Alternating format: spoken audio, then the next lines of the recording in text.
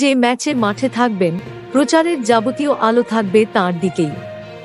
আন্তর্জাতিক ক্রিকেট থেকে অবসরের পরেও তিনিই যেন ভারতীয় ক্রিকেটের সবচেয়ে বড় ইউএসপি।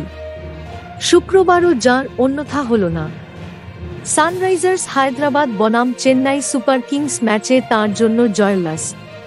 তিনি কিংবদন্তি মহেন্দ্র সিংহ ধোনি, ভারতকে জোড়া বিশ্বকাপ জেতানো অধিনায়ক।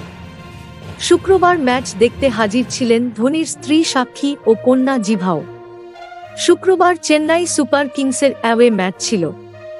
সানরাইজার্স হায়দ্রাবাদের ডেরায় ম্যাচ ছিল সিএসকে, বিপক্ষের ডেরায় সংবর্ধিত হলেন মাহি।